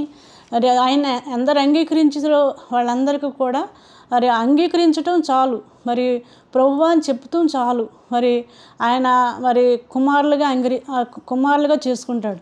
పరలోకపు తండ్రికి మనం కుమారులు అవటానికి మరి ఎంతటి వాళ్ళం అయినప్పటికీ మరి ఒక మాట ఉంటుంది కదా, కొరింథీ పత్రికలో మరి 1వ అధ్యాయం మరి 28వ వచనంలో లోకంలో ఎర్రివారిని మరి నీచులైన వారిని తునీకరించబడిన వారిని దేవుడు ఏర్పరచుకున్నాను అంటాడు అన్నమాట. మరి అలాగా నాలాంటి ఎర్రిదాన్ని, మరి చదువు లేని దాన్ని, జ్ఞానం లేని దాన్ని నన్ను ఏర్పరచుకుని మరి నాకు ఇంతగా గొప్ప రక్షణ ఇచ్చిన దేవుడు, ఆయన కుమార్తెగా ఆయన బిడ్డగా ఉంటాకి ఇచ్చిన మరి అధికారం ఇచ్చిన దేవుడు మరి మీ జీవితంలో కూడా చేస్తాడని విశ్వసిస్తున్నాను. అయితే ఎందరు అంగీకరించారో వాళ్ళందరికీ దేవుని పిల్లలు అవటానికి అధికారం ఇచ్చాడు. మరి ఎబ్రీ పత్రికలో ఉంటుంది కదా 1వ అధ్యాయంలో, మరి ఇంత గొప్ప రక్షణ మన నిర్లక్ష్యం చేసిన ఎడల ఆయన ఎలా తప్పించుకుంటాం? మరి ఆ నరకం, ఆ పాపం, మరి ఆ పాపం నుంచి మనం ఒప్పుకుంటే చాలు, ఇంత గొప్ప దేవుడు, ఇంత గొప్ప రక్షణ దేవుడు మనకిస్తాడు. మరి ఆ మంచమే పడుకుని లేచి ఆ పాట వినగానే మరి ఎంత దేవుడు స్వస్థపరిచాడో అదే నా రక్షణ దినంలాగా మరి మీరు కూడా రక్షణ పొందాలని, ఆ గొప్ప రక్షణ మరి నిర్లక్ష్యం చేయకూడదనేదే నా ఆశ. అందుకనే మరి మీ ముందు మరి దేవుడు చేసిన కార్యములు మరి వివరించడానికి దేవుడు మరి నాకు సహాయం చేశాడు. మరి దేవుడు మరి నా జీవితంలో ఇవే కాదు, అనేకమైన మేలులు, మరి ఏది కష్టం వచ్చినా, ఏది దుఃఖం వచ్చినా, బిడ్డల విషయంలో, వాళ్ళ అనారోగ్య విషయాల్లో, వాళ్ళ చదువుల విషయంలో, అన్ని విషయాల్లో, కుటుంబంలో శోధనలు, మరి వేదనలు, బాధలు అనేకమైన వచ్చినప్పటికీ మరి ప్రభువా అన్నప్పుడు వెంటనే ఆయన వాగ్దానాలు ఇచ్చి మరి బలపరుచుకుంటూ వచ్చాడు. మరి చదువు లేకపోయినా, జ్ఞానం లేకపోయినా మరి ప్రభువాని పిలిస్తే చాలు. మరి ఫస్ట్ గుండా నాకు దైవ బైబిలు మరి ఆ కొత్త నిబంధన బైబిలు ఆయన ఇచ్చిన దాన్ని బట్టి మరి ఆ బైబిల్ ఇచ్చుకుని అప్పుడు ప్రార్థనలో అప్పుడు ఆయన జాన్ గారు మోకాళ్ళ మీద మరి ప్రార్థన చేయమనేవారు అన్నమాట. మోకాళ్ళ మీదే ఉండి ప్రార్థన చేసి అప్పుడు ఆయన నేర్పించేవారు. ఆ విధంగా మోకాళ్ళ మీదే ప్రార్థన చేస్తూ దేవుడు అనేకమైన ప్రార్థనలకు జవాబిచ్చుకుంటూ వచ్చాడు. మరి అనేకమైన ఉపకారాలు చేసుకుంటూ వచ్చాడు. మరి ఈ లోకంలో మరి ఇప్పుడు 40 సంవత్సరాలు నా ఆయుష్ పొడిగించిన మరి ఎప్పుడోకప్పుడు నేను కూడా చనిపోతాను. ఈ లోకంలో కాదు, కానీ మన గొప్ప రక్షణ పొంది మరి ఆయన ఇచ్చిన రక్షణను మనం నిర్లక్ష్యం చేయకుండా ఆయన గొప్ప రక్షణ మనం పొంది ఆయన రాజ్యంలో చేరాలనేది నా ఆశ. ఇప్పుడు నేను చనిపోయినా మరి ఆయన రాజ్యంలో చేరతానని నాకు విశ్వాసం ఉంది. ఎందుకంటే నా పాపములు నేను ఒప్పుకున్నాను దేవుడి దగ్గర. ఆయన రక్తంలో నన్ను కడిగాడు, నన్ను శుద్ధి చేశాడు, నా పాపాలన్నీ తీసివేశాడు. మరి యెషయాలో మాట అంటున్నాడు, మిక్కటమైన ఆయాసం నాకు నెమ్మది కలుగుటకు కారణమైందని. ఆయన ఈపి వెనకాల నా పాపాలన్నీ కూడా పాడవేశాడు. ఆయన ముఖం వెనకాల పాడేస్తే దాన్ని ఇంకెవరు చూడలేం, మరి ఇంకెన్నాడో కూడా దాన్ని చూడలేం. అలాగే ఆయన ఈపి వెనకాల పాడవేసుకున్నాడు. అందుకాబట్టి మనం ప్రభు చేసిన గొప్ప కార్యాన్ని మనం తలంచుకుంటూ ఆయన సిలువలో మన కొరకు ఏ విధంగా మరణించాడో, మరి ఆయన శ్రమ అదంతా ఎవరి కొరకు? మన కొరకే. మరి అబ్రహాంతో చెప్తాడు కదా, మరి నీ ద్వారా అన్ని జనాంగం అంతా కూడా ఆశీర్వదించబడుతుందని. ఆ విధంగా అన్ని జనాంగంలో ఉన్న నన్ను మరి విగ్రహారాధనలో నన్ను మరి పెళ్ళవక ముందు మరి విగ్రహారాధనతో ఉండేదాన్ని. మరి ఈయన వచ్చినప్పుడు కూడా ఆయన మధ్యలో మరి ఆయన ముందు వెళ్ళిపోతే నేను అక్కడ కొబ్బరికాయలు కొట్టి ఆ విధంగా చేసేదాన్ని. అవన్నీ కూడా నాలో తీసివేశాడు. నిజమైన దేవుడు యేసు ప్రభువే అని తెలుసుకున్న దాన్ని బట్టి దేవుడు నన్ను రక్షించాడు, మరి విమోచించాడు, విలువైన గొప్ప రక్షణ అనుగ్రహించాడు. అందుకాబట్టి మీరు కూడా ఈ గొప్ప రక్షణ పొందాలని ఆశిస్తున్నాను. దేవుని కృపను బట్టి నువ్వు రక్షణ పొందితే నీవు నీ ఇంటి వారు కూడా రక్షణ పొందుతారని దేవుడు వాగ్దానాన్ని దేవుడు ఆ విషయంలో కూడా దేవుడు నా పట్ల నెరవేర్చాడు. మా అమ్మగారు మా నాన్నగారు కూడా రక్షణ పొందారు. తర్వాత మా అక్క కూడా రక్షణ పొందింది. మరి మా చిన్న తమ్ముడు మరి ఆయనకి కొంచెం వ్యాధి వచ్చి ఆయన చనిపోయాడు. ఆయన కూడా రక్షణ మరి బాప్తిసం తీసుకున్నాడు. మరి మా పెద్దమ్ముడు ఒక్కడే రక్షణ పొందలేదు. మా మరదలో మరి మా తమ్ముడికి ఒక పాప, ఆయన వాళ్ళ అల్లుడు వాళ్ళ పాప కూడా రక్షణ పొందింది. మరి దేవుని కృప బట్టి మరి మా ఆడపడుచు గారు కూడా రక్షణ పొంది ప్రభువులో నిద్రించారు. ఈ విధంగా బంధువులందరూ కూడా మరి దేవుని కృపను బట్టి రక్షణ పొంది బాప్తిసాలు తీసుకున్నారు. దేవుని రాజ్యంలో మరి వాళ్ళ చేరటానికి దేవుడు అవకాశం ఇచ్చాడు. కేవలం ఆయన ఉచితమైన కృపను బట్టి ఒక వాగ్దానం ఉంటుంది కదా, యేసునందు విశ్వాసం ఉంచుము, అప్పుడు నీ ఇంటి వారు అందరూ కూడా రక్షణ పొందుతారని ఆ వాగ్దానం ఆ విషయంలో కూడా దేవుడు నా పట్ల నెరవేర్చాడు. అర్థం చేసుకుందాం. పరిశుద్ధమైన తండ్రి పాదాలకు వందనాలు ప్రభువా.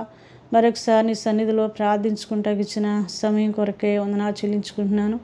గొప్ప దేవుడు, కనికరం గల దేవుడు, ఉన్నతమైన నీ ప్రేమంతడు బట్టి వందనాలు చెల్లించుకుంటున్నాను ప్రభువా. పాపముల చేత అపరాధముల చేత సత్యం నన్ను ప్రేమించి ఇచ్చిన గొప్ప రక్షణ బట్టి వందనాలు చెల్లించుకుంటున్నాను ప్రభువా. చిన్నప్పటి కానించి తల్లిదండ్రులు దేవా నా తండ్రి ప్రభువా, మేము నలుగురు అయినప్పటికీ కృప ద్వారా ప్రభువా నన్ను రక్షించుకుని ప్రభువా నీ కృప ద్వారా ఇంతవరకు ప్రభువా జీవంతో ఉంచి సజీవురాలుగా ఉంచి ప్రభువా నన్ను రక్షించుకుని నాలో ఉన్న ప్రతి పాపము కడిగి శుద్ధి చేసి మరి ఎంతవరకు నన్ను నిలబెట్టిన నీ ప్రేమంతటి బట్టి వందనాలు చెల్లించుకుంటున్నాను ప్రభువా. నీ బిడ్డలతో నా సాక్ష్యాన్ని పంచుకుంటూ ఇచ్చిన గొప్ప కృపను బట్టి వందనాలు చెల్లించుకుంటున్నాను ప్రభువా. దేవా బిడ్డలను ఇచ్చి కుటుంబాన్ని ఇచ్చి బిడ్డలను రక్షించుకుని వారి వివాహ విషయాల్లో ప్రభా అన్ని విషయాల్లో మీరు సహాయం చేసుకుంటూ వచ్చారు ప్రభా. నాకు తోడై ఉండి నడిపించి కాపాడి ఇంతవరకు పోషించిన దేవుడిగా ఉన్నందుకు వందనాలు చెల్లించుకుంటున్నాను ప్రభా. ఎంత గొప్ప దేవుడు, ఎంత ప్రేమ గల దేవుడు, ఎంత ఉన్నతమైన దేవుడు ప్రభా. యజమాని నన్ను రక్షించుకుని బిడ్డలను రక్షించుకుని కుటుంబాన్ని ఇంతవరకు నిలబెట్టిన నీ ప్రేమతోడు బట్టి వందనాలు చెల్లించుకుంటున్నాను ప్రభా. ఇంత గొప్ప దేవుడిని మేము కలిగి ఉండట్లో ఇచ్చిన గొప్ప భాగ్యాన్ని బట్టి దేవా నేను పొందిన రక్షణ అనేక మందికి ప్రభా రక్షణ పొంది ప్రభా మీ నిత్య రాజ్యంలో చేరట్లో నీ కృప చూపించండి ప్రభా. ఇంత గొప్ప రక్షణ నిర్లక్ష్యం చేసిన ఎడల ఎలా తప్పించుకుంటాం అంటున్నారు తండ్రి. ఇంత గొప్ప రక్షణ దానికి ఎవరు కూడా ఇల్లు కట్టలేరు తండ్రి ప్రభా. మీరే కనికరించమని ప్రార్థించుకుంటున్నాం ప్రభా. మీరు సిలువలో కాచిన రక్తము అమూల్యమైన రక్తము ప్రభా ప్రతి ఒక్కళ్ళు ఆ రక్తంలో ప్రతి పాపం కడుక్కుని గొప్ప రక్షణ పొంది నీ నిత్యరాజ్యంలో చేరే భాగ్యాన్ని మీరే మాకు దయచేయమని అనేక మందికి దయచేయమని ప్రభా. ఇంతవరకు మా బ్రతుకుల్లో కుటుంబంలో చేసిన ప్రతి మేలు ఉపకారాలు బట్టి మీకే వందనాలు చెల్లించుకుంటూ ఈ చిన్న ప్రార్థన పాస్ని చేర్చుకోమని యేసుక్రీస్తు ఘనమైన నామపేట దీనురాలకి ప్రభా ఇచ్చిన ఈ గొప్ప ధన్యత బట్టి మీకే వందనాలు చెల్లించుకుంటూ యెహోవా దేవుడు గల జనులు ధన్యులని చెప్పారు ప్రభా. మీరు నన్ను ధన్యురాలుగా చేసిన నీ ప్రేమతోడు బట్టి మీకే వందనాలు చెల్లించుకుంటూ ఈ చిన్న ప్రార్థన పాస్ని చేర్చుకోమని యేసుక్రీస్తు ఘనమైన నామపేట ప్రార్థించి వేడుకొంచున్నాం తండ్రి. ఆమేన్.